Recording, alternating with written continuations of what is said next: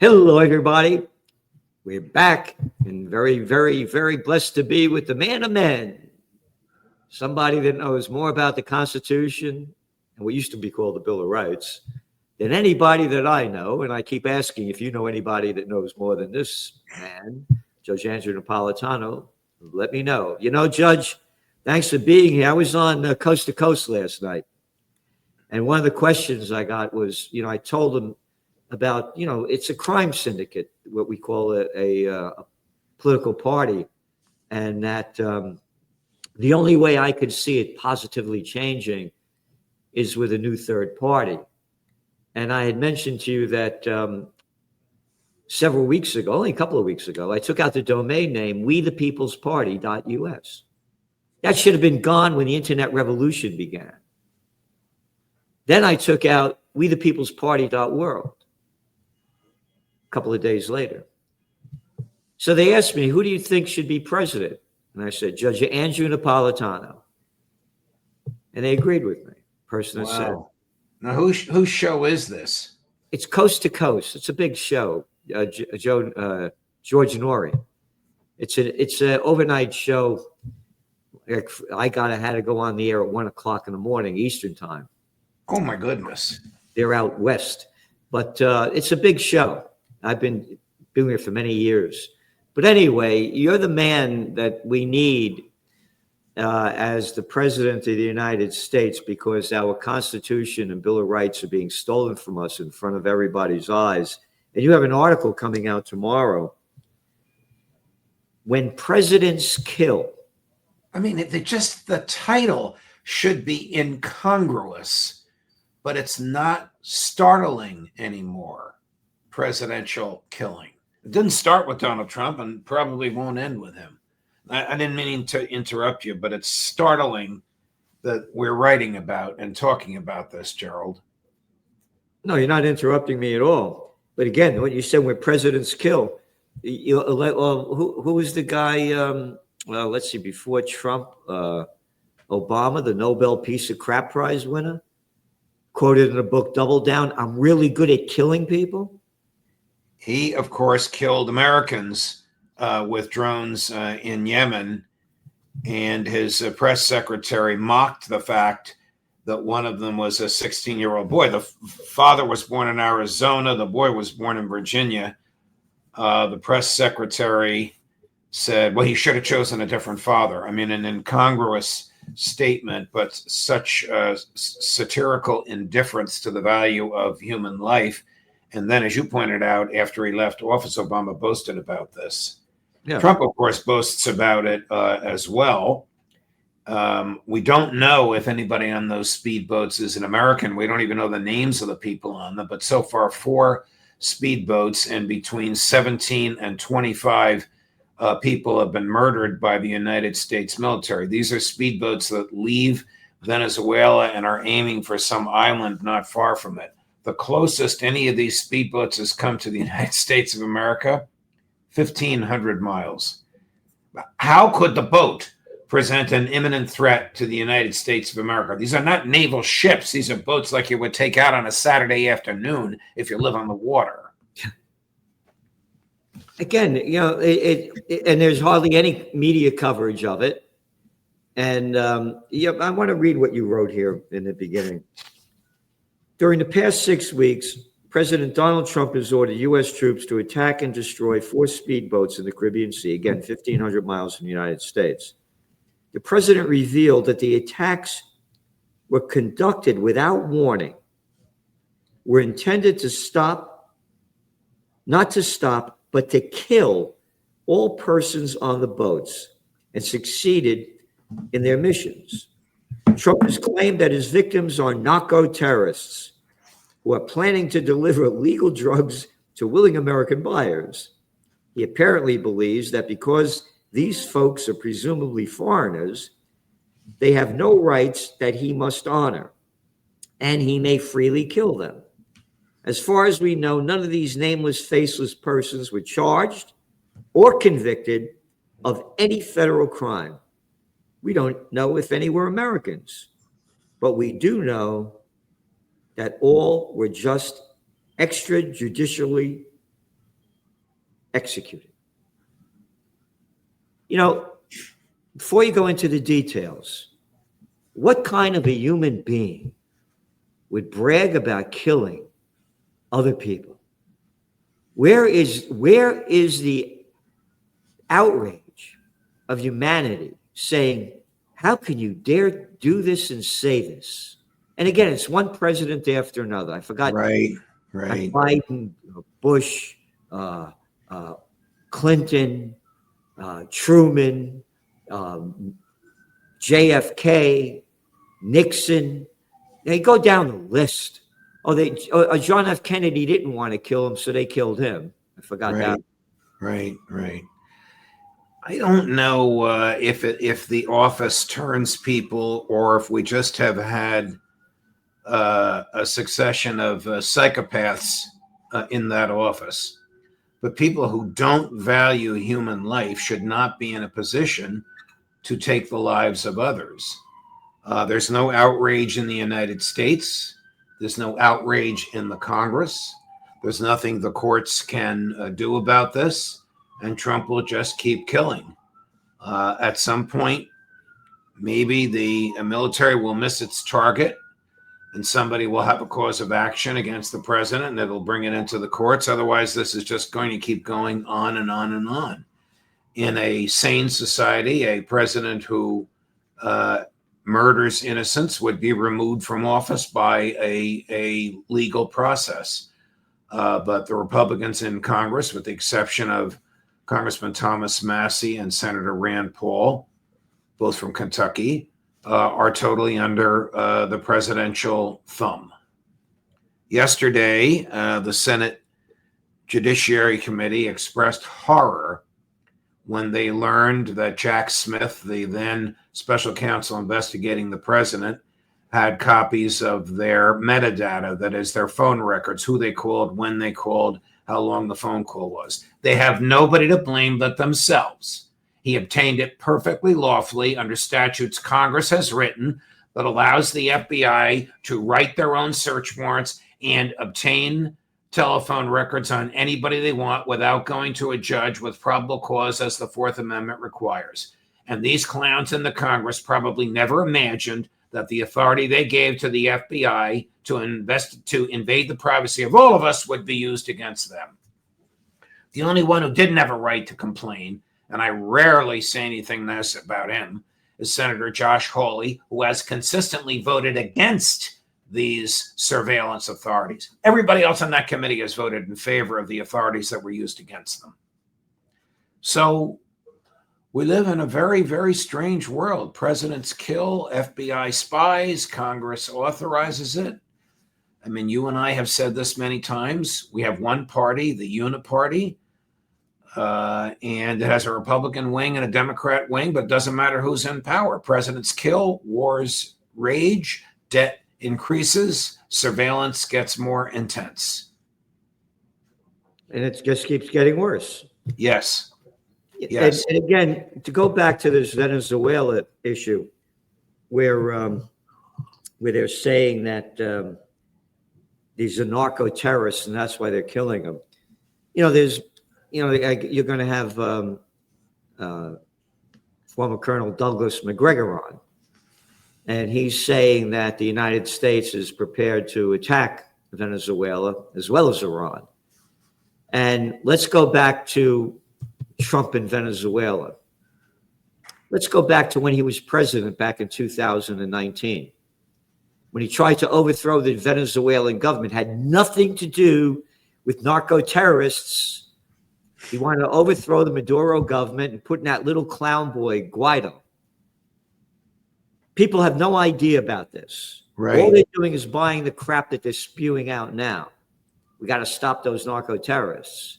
They were trying to, as I said, you think the United States would have invaded Iraq, eastern Syria, and Libya if their major exports were broccoli?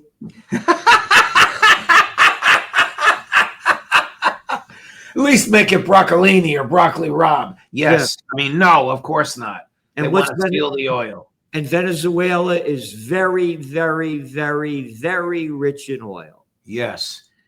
Yes. You can't emphasize the number of ferries. It probably has more oil than any other country on the planet. Yeah. And Trump and his billionaire buddies want to seize it. And they don't Yeah. care who they kill or what government they disturb. They also don't care what Americans will die because Venezuela is going to be like Vietnam if they land troops on the beaches. Those troops have a long way to go on foot before they reach the government. You're 100% correct what you just said.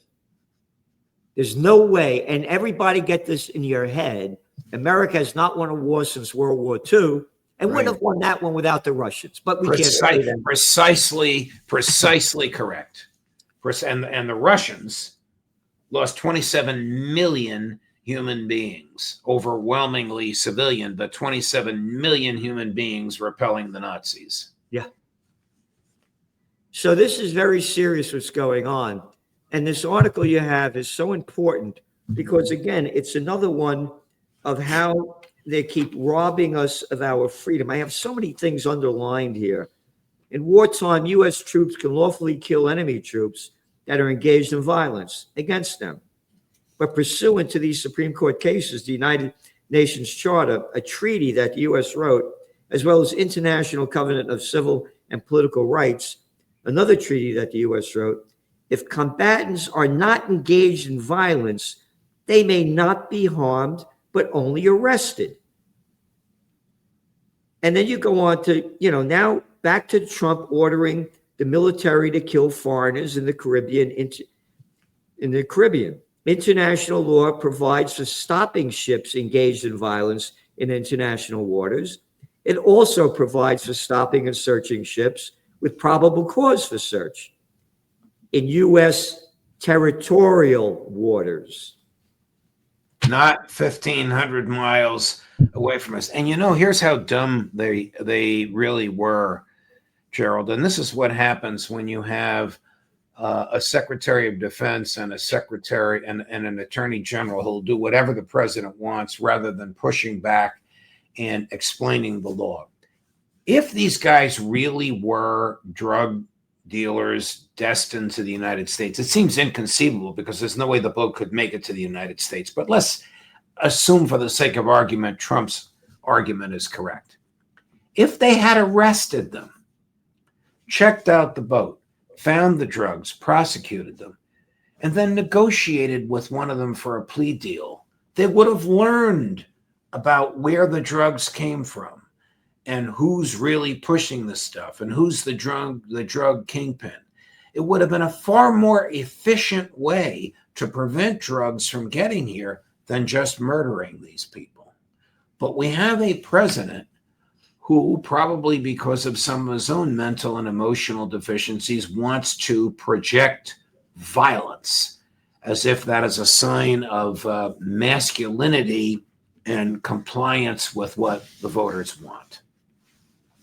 When I said yesterday I was on Coast to Coast, and the reason it came up with when they asked me who should be president, because they asked me about what do you think about the president sending National Guard troops into Chicago and other cities. I said, it's terrible. And that's why I brought when they asked me, well, who should be president, I brought your name up. But what are you saying, National Guard? How about states' rights? What are you sending troops into another city for? And again, I lived in Chicago. It ain't that bad. It was a nice place. I mean, yeah, there's crime and homeless people and drugs out there, but that's the whole country is declining in front of our eyes. And what does the National Guard have to do with that? The Supreme Court has held countless times that public safety is a state and local concern, and it was never delegated away to the feds when the states formed the federal government. A federal judge appointed by Donald Trump in his first term in Portland, Oregon, just wrote a beautiful 31-page opinion, which reads like a treatise on states' rights, saying it doesn't matter if there's crime in the streets. That's not a federal issue. But he seems to feel that he wants to be the mayor of a big city or the mayor of the United States. And if the feds can regulate public safety, is there any limit to what they can regulate? The other day, he signed a search warrant excuse me, God have mercy on me, he can't sign search warrants. He signed an executive order saying, I hereby make it a crime to burn a flag, and anybody who burns a flag will go to jail for a year. Yeah. Wow. This guy took an oath to the Constitution. A 17-year-old in high school knows that the president can't write laws. The Supreme Court has twice said if you own the flag, you can burn it. Justice Scalia wrote in the opinion, the flag stands for the very proposition that you can express any opinion of it you want, including that it should be destroyed. I mean, how the hell you call that a crime? I mean, yeah, it's so out of line. You know, Judge, before we cut off over here, you know, the Gaza genocide war is going on continually. It was just reported that the United States so far has sent Israel, since the war began 2 years ago. I know the number you're going to come out with, and it's stomach churning. 20 billion plus. Yes. Yes. Of our money. Yes. Stealing our money to go kill other people. Yes. And then you said earlier, you know, what is it with these presidents that do this kind of thing? There's a quote by President Dwight D. Eisenhower, 5-star general, Supreme Commander of the Allied Forces in World War II. Anybody could look it up. When he was the president of Columbia University, and he said that any man seeking, they pushed him into running. He said, any man seeking the office of president is either an egomaniac or crazy. Yeah. And we got it right in front of our eyes. Egomaniac and crazy. Yes. And going back to the Israel war, this is Trump's quote last week. Trump gives Sunday deadline for Hamas to take his Gaza proposal or, quote, be quickly extinguished. Hey, today's Tuesday. How can you say stuff like this? Well, who would negotiate with the Israelis? This very team of Hamas negotiators, when they were in Doha, the Israelis tried to murder them, and Trump knew about it in advance. Yep. So this is not a negotiation. This is a take it or leave it. And the it is a neo-colonial MI6 CIA, Jared Kushner, Donald Trump dominance of Gaza, with utter disregard for the rights and the lives of the Palestinian people. I can't imagine Hamas going along with this. Well, Hamas said, you know, they want a total withdrawal, and Israel's refusing to do it. And again, let's go back. Jared Kushner, you mean his son-in-law? I got this clown boy. This is the negotiator. Oh, the Jared Kushner that we quoted in the Trench Journal back in March of 2024, saying that's, quote, very valuable waterfront property, Gaza, and the Palestinians should be moved into the Negev desert. That Jared Kushner's doing the Jared Kushner who gave his boyhood bedroom in his parents' home in New Jersey to Benjamin Netanyahu when he was visiting New Jersey and New York. That Jared Kushner. You know, Judge, a Gallup poll just came out. 28% of Americans have faith in journalism today. Wow. So we're talking about Jared Kushner and how, you know, there's that line of George Carlin, it's one big club and you ain't in it. How about what's going on with this guy Ellison? That bought Paramount, and they own CBS now, his son. And they control, and they're about to own TikTok. You'll see an entirely new algorithm in TikTok, which will not permit anything that's against the Netanyahu regime. We played it. I should have sent it to Jane, and I can still do it. We played a clip of Netanyahu boasting about the Zionist control of TikTok and what a great thing that is for Israel. And that woman he's bringing in to run CBS, is it Weiss? Barry Weiss. Yep. Pro-Zionist. Correct. According to, what's his name? Max Blumenthal. I read the article in Gray Zone. Right.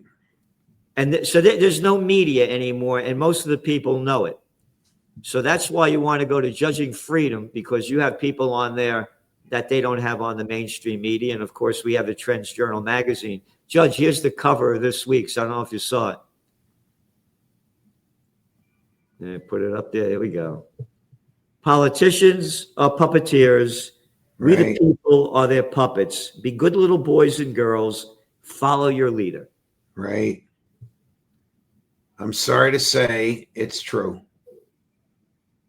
We have to unite. We need a third party, and we need the people to make it happen. And you can't do it without any money. There's no question about it. Unfortunately, you're right. And the But- other side has a ton of money. This guy Ellison is up there with Jeff Bezos and Elon Musk in terms of his wealth. Yep. But we have to unite. And again, that whether you like it or not, people have they don't open their minds. You have to watch what's going on with this New York City mayor's race with this guy Mandami. And this little boy has very little experience, but it shows you how unhappy the people are about the current political system. This is New York City. I think you put your finger on it. People are unhappy all across the board. I know libertarians that are voting for this socialist just because they want a radical change. Yeah. And they view his principal opponent, former Governor Andrew Cuomo, as more of the same, more of the same, more of the same. And the more Cuomo talks, the more Mamdani goes up in the polls. Again, this is a little boy of nothing. And again, we're talking New York City. We're not talking about, Columbus, Ohio. Right. And we're talking about the major city of America. Right. So, and again, he didn't have a lot of money behind him. It was social media that made it happen. Yes. And getting a lot of young voters. So you got to watch these trends, and everybody should look at it for what it is and not the way you want it to be, because this is very important to see. So, Judge, thanks for being on. And remember, everybody go to Judging Freedom. Who are you having on now, Judge? In and out. Well, and I know we're running this tonight at 11 this morning. Colonel Douglas McGregor, at 1 this afternoon, Aaron Mate, and at 3 this afternoon, after me, your biggest fan in all the media, the great Phil Giraldi. Yeah, what a man he is. Oh, he has the courage of 10 tigers. Yep. And we publish his articles in the Trends Journal every week. Right. Yep. Right. Thank you, Judge. Thank you, Gerald. All the best. See you soon.